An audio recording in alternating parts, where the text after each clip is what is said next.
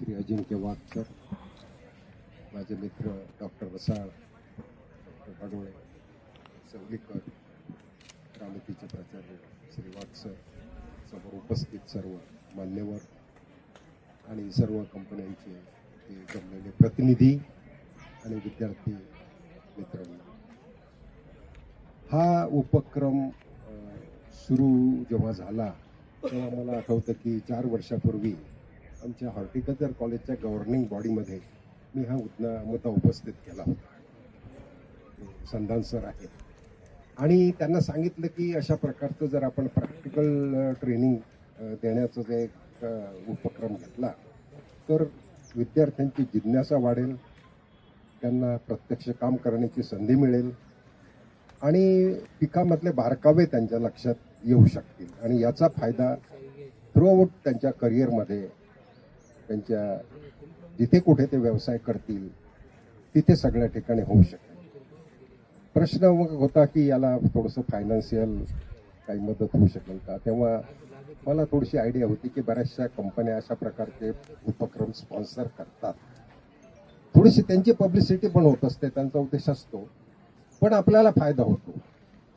तर अशा प्रकारे सिंजेंटापासून सुरुवात झाली आणि वाढत वाढत वाढत आता आज 22 कंपन्यांचा प्रतिसाद आपल्या या उपक्रमाला लाभलेला आहे. आणि ही करण्याची गरज मला का वाटली तर जेव्हा आम्ही कॉलेजचे फ्रेशर्स जे यायचे ग्रॅज्युएट आणि त्यांचे इंटरव्ह्यूज घ्यायचो, काही जॉबसाठी, कुठे मार्केटिंगसाठी, कुठे रिसर्चसाठी, तेव्हा एक जाणवलं की बऱ्याचशा गोष्टी ह्या त्यांनी जरी ग्रॅज्युएट झालेला आहे, डिग्री घेतलेली आहे, तरी त्यांना बऱ्याचशा गोष्टीचं अजून अवगत होणं म्हणजे समजता पण उमजत नाही असातला जो प्रकार असतो. तर त्यासाठी याची मदत डेफिनेटली होईल हा मला विश्वास होता आणि त्याप्रमाणे हा उपक्रम राबवला गेला आणि त्याला आज आपण बघतो की वेगवेगळ्या कंपन्यांचे प्रतिनिधी, वेगवेगळ्या कंपन्यांचे स्टॉल, वेगवेगळ्या पिकांची, इतकंच नाही तर नवीन पिकांची सुद्धा बऱ्याच विद्यार्थ्यांना आणि शेतकऱ्यांना या उपक्रमातनं ओळख होते. आणि याही पुढे जाऊन आता पुढे आपल्याला अजून काय याच्यामध्ये नाविन्यपूर्ण करता येईल तर काही अशा वनस्पती आहेत ज्या सहसा आपल्याला बाजारामध्ये मिळत नाहीत किंवा अलीकडे तुम्ही बघितलं तर ज्या देशी आपल्या काही व्हरायटीज आहेत, काही वाण आहेत, ते नामशेष होत चाललेले आहेत. त्यांची टेस्ट खूप छान असते. आता तुम्ही बघा की बाजारातलं आपण वांग घेतलं जे सर्व रासायनिक यांनी घेतलेलं आणि ते जर एखादं गावरानी वांग आपण घेतलं तर त्याच्या चवीमध्ये इतका फरक पडतो. उत्पादन हा व्यवसाय, हा जो भाग जर थोडासा आपण बाजूला ठेवला तर त्यातनं मिळणारं पौष्टिक मूल्य आणि त्यातनं मिळणारा जो एक स्वाद आहे, स्वादिष्टता आहे, तो आनंद आहे, तो असतो. त्याचा सुद्धा थोडासा प्रसार या कार्यक्रमाच्या माध्यमातून पुढे होईल. अशा वारांचं जे नामशेष होण्याच्या मार्गावर आहेत त्यांचं बियाणं आपल्याला इथं जपता येईल.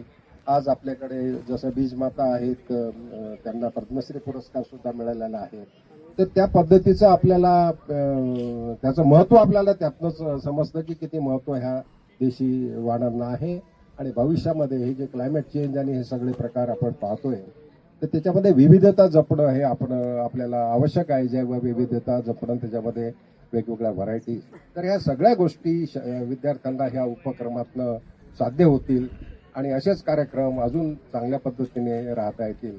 आता मला वाटतं काही थोडंसं दुष्काळी परिस्थितीमुळे आपल्याला पाण्याचं आहे तर कदाचित तिथे तशी व्यवस्था सुद्धा आपल्याला करावी लागेल की कमी पाण्यात आपण जास्त कसं घेऊ शकतो किंवा कमी जागेमध्ये असेल तर आजकाल व्हर्टिकल फार्मिंग हा सुद्धा एक चांगला पर्याय आहे. तर भविष्यामध्ये गरज होणार आहे, पाण्याचं दुर्भिक्ष आहे, जागेचं दुर्भिक्ष आहे.